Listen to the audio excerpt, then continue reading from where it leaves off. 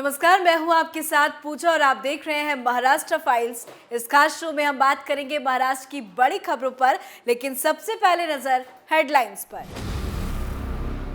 MNS प्रमुख राज ठाकरे को phone पर जान से मारने की मिली धमकी, गृह मंत्री पाटिल से की सुरक्षा बढ़ाने की मांग। सांसद नवनीत राणा ने की प्रेस कॉन्फ्रेंस, उद्धव सरकार पर फिर बोला हमला, कहा दिल्ली में करेंगी अब हनुमान चालीसा का पाठ। बीजेपी के खिलाफ सभी दलों को एकजुट करने को लेकर शरद पवार का बड़ा बयान, कहा पहले कांग्रेस आए आगे। उद्धव सरकार को राज ठाकरे का ओपन चैलेंज, राज ठाकरे ने कहा सत्ता हमेशा के लिए नहीं रहती है, हमारी सहनशीलता का इम्तिहान न ले।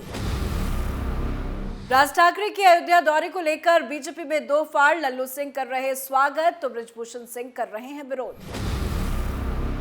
हेडलाइंस के बाद अब बात खबरों की कर लेते हैं। तो हमारी पहली खबर राज ठाकरे से जुड़ी हुई है। एमएनएस अध्यक्ष राज ठाकरे एक बार फिर मीडिया की सुर्खियों में है। लाउडस्पीकर से चर्चा में आए राज ठाकरे ने इस वक्त उद्धव ठाकरे की नींद हराम करके रखी है, लेकिन अब खुद राज ठाकरे की नींद उड़ गई है, क्योंकि राज ठाकरे को जान से मारने की धमकी मिली है। एमएनएस नेता बालानाथ गावरकर ने गृह मंत्री दिलीप वलसे पाटिल से मुलाकात कर राज ठाकरे की सुरक्षा बढ़ाने की मांग की है।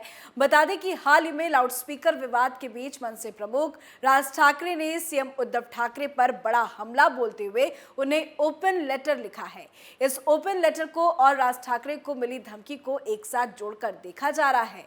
ओपन लेटर में राज ठाकरे ने महाराष्ट्र की उद्धव सरकार पर हमला बोलते हुए लिखा कि राज्य सरकार जिस तरह से मेरी पार्टी के कार्यकर्ताओं पर पुलिस बल का इस्तेमाल कर रही है, उसे देखकर मुझे आश्चर्य होता है कि क्या उन्होंने कभी मस्जिद में हथियारों और आतंकवादियों का पता लगाने के लिए इतनी बड़ी तलाशी ली। पुलिस संदीप देशपांडे और अन्य की तलाश कर रही है, जैसा कि वो पाकिस्तान से आए कुछ आतंकवादी हो या हैदराबाद के निजाम के रजाकार हो। मनसे प्रमुख ने अपने पत्र में कहा कि उनकी पार्टी के कार्यकर्ता केवल लाउडस्पीकर पर अदालत के आदेश को लागू करने की कोशिश कर रहे थे। पुलिस ने 28,000 पार्टी कार्यकर्ताओं को नोटिस दिया है, हजारों तड़ी पार है, जबकि कई जेल में हैं। क्यों?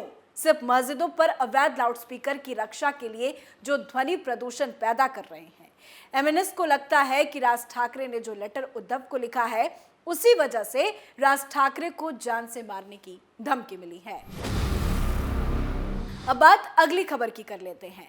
नवनीत राणा और रवि राणा की मुश्किलें कम होने का नाम नहीं ले रही। सांसद नवनीत राणा और उनके विधायक पति रवि राणा के घर पर बीएमसी हथौड़ा चलाने की तैयारी में है। दरअसल बीएमसी ने राणा दंपति के घर पर नोटिस भेजकर 10 खामियों को गिराया है, जिसे लेकर कार्रवाई करने की बात कही गई है। साथ ही नोटिस का जवाब देने के लिए भी 7 दिन का समय सीमा तैयार किया गया है। बीएमसी की नोटिस से गुस्साए राणा दंपति ने एक साझा प्रेस कॉन्फ्रेंस कर उद्धव सरकार को आड़े हाथों लिया है। नवनीत राणा ने कहा कि मेरा मुंबई में एक ही फ्लैट है, वो मेहनत से कमाया है। संजय राउत के 10 फ्लैट है, मेरा वर्ष 2005 का फ्लैट है। अब 15 सालों के बाद नोटिस दी जा रही है। मुंबई पालिका भ्रष्टाचार की लंका है। साथ ही रवि राणा ने बताया कि जेल प्रशासन मुख्यमंत्री के प्रेशर में था, मुख्यमंत्री ने प्रेशर किया। शिवसेना कार्यकर्ताओं को मुख्यमंत्री ने कभी हेल्प नहीं किया। मुख्यमंत्री अंग्रेजों के कानून का उपयोग कर रहे हैं। लीलावती अस्पताल पर बीएमसी की नोटिस देना गलत है। जिन डॉक्टरों ने लोगों की जान बचाई, उन्हें शिवसेना धमकियां दे रही है। राणा दंपति यही नहीं रुके। इस प्रेस कॉन्फ्रेंस में राणा दंपति बेलगाम होते हुए नजर आए, खूब भड़ास निकाली। उन्होंने कहा कि राजद्रोह का सेक्शन हम पर लगाया, हनुमान का नाम लेने के वजह से हम पर राजद्रोह सेक्शन लगाया, लेकिन वो कानून की समीक्षा केंद्र सरकार करेगी। मोदी सरकार को मैं धन्यवाद करता हूं। 23 तारीख को संसद के प्रिविलेज कमेटी के सामने नवनीत राणा हाजिर होगी। पुलिस कमिश्नर और मुख्यमंत्री का रोल बताएंगे। इस दौरान रवि राणा की जुबान बेलगाम हो गई और उन्होंने विवादित बात कह डाली। उन्होंने कहा कि शिवसेना मुख्यमंत्री सांसद नवनीत राणा का विरोध करने में जुटे हैं। नवनीत राणा को जेल में डालकर उद्धव ठाकरे ने नामर्दगी दिखाई है। अब बात अगली खबर की कर लेते हैं। एनसीपी प्रमुख शरद पवार एक बार फिर से सभी पार्टियों को एक छत के नीचे लाने की कश्मकश में जुट गए हैं। वो एक बार फिर से कांग्रेस को साधने में जुट गए हैं। शरद पवार का मानना है कि बिना कांग्रेस को साथ लाए 2024 में मोदी का मुकाबला नहीं किया जा सकता। 2019 में भी सब साथ आए थे, लेकिन कुछ खास असर नहीं देखने को मिला था। अब एक बार फिर से शरद पवार कांग्रेस की ओर टकटकी लगाए हुए बैठे हैं। दरअसल शरद पवार बीजेपी के खिलाफ संयुक्त राष्ट्रीय मोर्चा बनाने के लिए विपक्षी दलों को एक साथ लाने के प्रयास में थे। भले ही उन्हें सफलता नहीं मिल पाई हो, लेकिन 10 मई को उन्होंने कहा कि कांग्रेस को पहले इस तरह के गठबंधन पर फैसला करना चाहिए। एनसीपी चीफ ने यह स्वीकार करते हुए विपक्षी दलों के बीच मतभेद है, कहा कि उन्हें हल करने के प्रयास जारी हैं। शरद पवार का यह बयान कांग्रेस के चिंतन शिविर की पृष्ठभूमि में आया है, जो इस हफ्ते के अंत में राजस्थान में आयोजित किया जाएगा।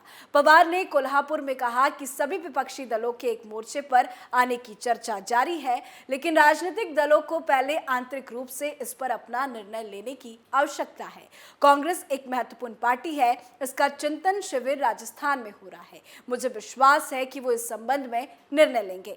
पवार ने आगे कहा कि पिछले साल पश्चिम बंगाल विधानसभा चुनाव के दौरान ममता बनर्जी और एनसीपी एक साथ थे, लेकिन कांग्रेस और वाम दल भाजपा के खिलाफ चुनाव के दूसरे पक्ष में थे। अगर कांग्रेस और वामपंथी दल हमारे साथ होते तो तस्वीर बिल्कुल अलग होती। इसी तरह केरल में कांग्रेस विपक्ष में है, जबकि हम और कम्युनिस्ट पार्टियां राज्य सरकार चला रही हैं। पहले इन सभी मुद्दों को सुलझाया जाना चाहिए। पवार का कहना है कि निर्णय चाहे जो भी हो, लेकिन वो प्रयास करते रहेंगे। अब बात अगली खबर की। महाराष्ट्र में लाउडस्पीकर विवाद के बीच मनसे प्रमुख राज ठाकरे ने सीएम उद्धव ठाकरे पर बड़ा हमला बोला है।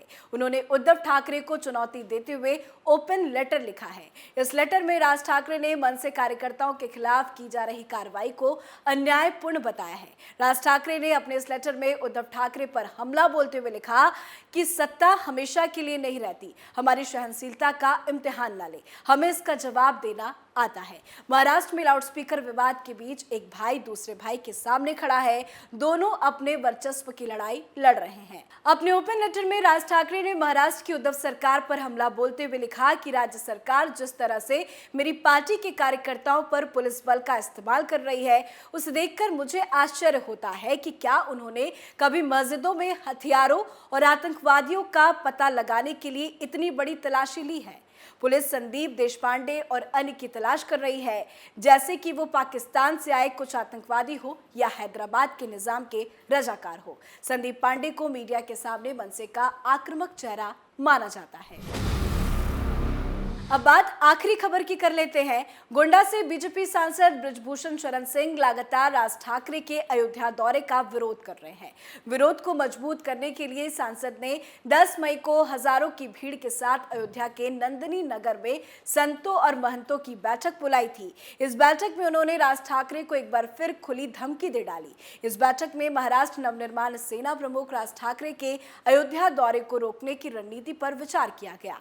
बीजेपी सांसद ने कहा, मैं अपनी मांग पर कायम हूं। 2008 में हुए उत्तर भारतीयों के साथ किए गए अपमानजनक व्यवहार के लिए राज ठाकरे माफी नहीं मांगेंगे तो वो 5 जून क्या, जीवन में कभी यूपी, बिहार, झारखंड, छत्तीसगढ़ में कदम नहीं रख सकेंगे। ज्यादा से ज्यादा मैं अपनी शर्त इस हद तक घटा सकता हूं कि उन्हें उत्तर भारतीयों से माफी नहीं मांगनी है तो ठीक है, अयोध्या के संत समाज से माफी मांग ले, हमें यह भी स्वीकार है। अगर इतना भी करने को वो तैयार नहीं है तो हम भी उन्हें अयोध्या में उतरने नहीं देने के लिए तैयार है। तो वहीं दूसरी तरफ बीजेपी सांसद लल्लू सिंह का कहना है कि राज ठाकरे का अयोध्या में स्वागत है। एक ही पार्टी के लोग, लेकिन 2 अलग अलग राय। सांसद लल्लू सिंह ने कहा कि राज ठाकरे पर हनुमान जी की कृपा है, तभी वो अयोध्या रामलला और हनुमानगढ़ी का दर्शन करने आ रहे हैं। अयोध्या में जो भी रामलला का दर्शन करने पहुंचेगा, हम उसका स्वागत करते हैं। अयोध्या की यही परंपरा है। साथ ही ईश्वर राज ठाकरे को सद्बुद्धि दे कि वो पीएम मोदी की शरण में जाए और महाराष्ट्र की जनता के लिए अच्छा काम करे। इस बीच पूर्व केंद्रीय मंत्री और बीजेपी नेता शहनवाज हुसैन बृजभूषण शरण सिंह से बात करने के लिए अयोध्या पहुंचे और ऐसा माना जा रहा है कि उन्हें बृजभूषण शरण सिंह को थोड़ा नरमी बरतने की सलाह देने के लिए भेजा गया है, लेकिन शहनवाज हुसैन इस मामले पर बात करने से बचते नजर। थी महाराष्ट्र से जुड़ी 5 बड़ी खबरें महाराष्ट्र फाइल शो में। आज के लिए बस इतना ही। कल हम आपसे कुछ और नई खबरों के साथ मुलाकात करेंगे। तब तक के लिए देखते रहिए कैपिटल टीवी। नमस्कार।